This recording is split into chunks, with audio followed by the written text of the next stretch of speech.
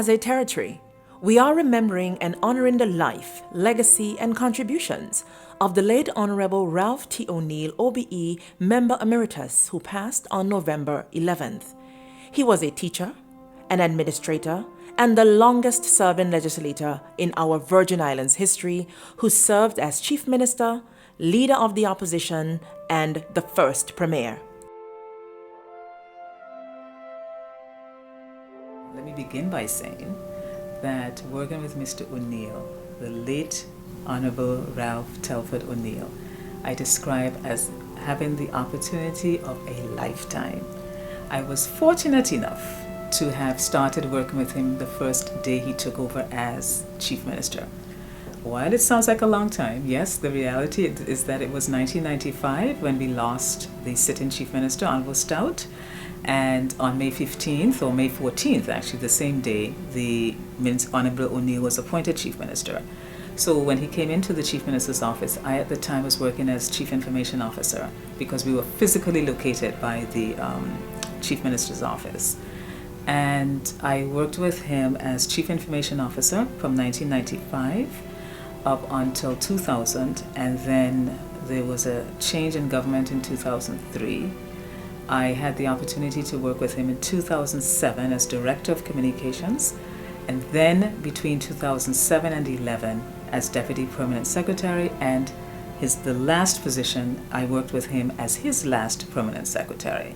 So I was fortunate to have positions that had to interact very closely with him. So I knew about his love for the older women in our territory, and the record reflects that he was the one that instituted the Mother of the Year. We've only had two, but it was a Mrs. Potter, I can't remember her first name, from Anegada, who won the first Mother of the Year. I do remember that the second was Miss Evelyn Christopher.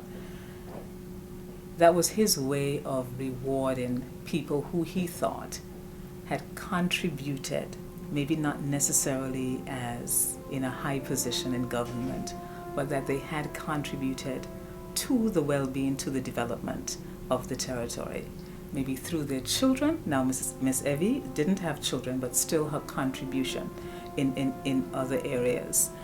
I always recognized, and even now with his passing, I've reflected that he always thought that no matter how small your contribution, that you should be recognized in some way. And I believe that he tried to find ways in which he could then assist or help those people. And as Premier, he was then in a position to have a wider reach, as opposed to just being Minister for Natural Resources. He was very supportive of scholarships in our young people being educated. And I know for sure that persons who had financial challenges, he would try his best to assist how he could. Certainly when you look at the development of the territory, I know it's easy for some people to say, well, it was this particular minister, it was that particular minister, but it was still led by the Premier, O'Neill. And he was the head minister, but has delegated his responsibility to other ministries. You can take us back to the visa waiver initiative that we now enjoy and take for granted. It was actually Mr. O'Neill who signed that agreement in Washington, D.C.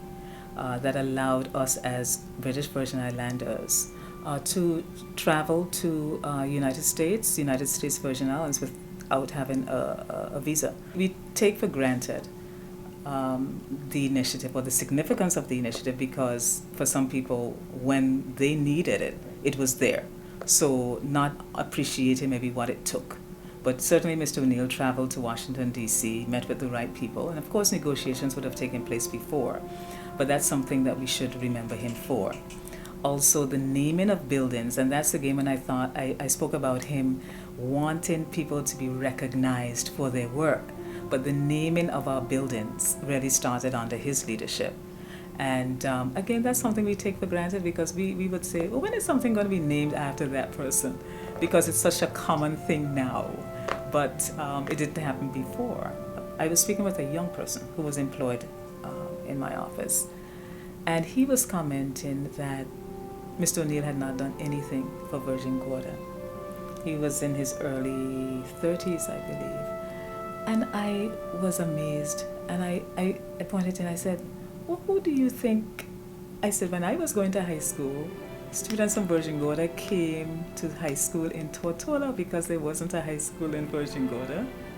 I said, the roads that you're driving on, they were always paved, but this young man grew knowing all these things. He didn't have to travel to Tortola.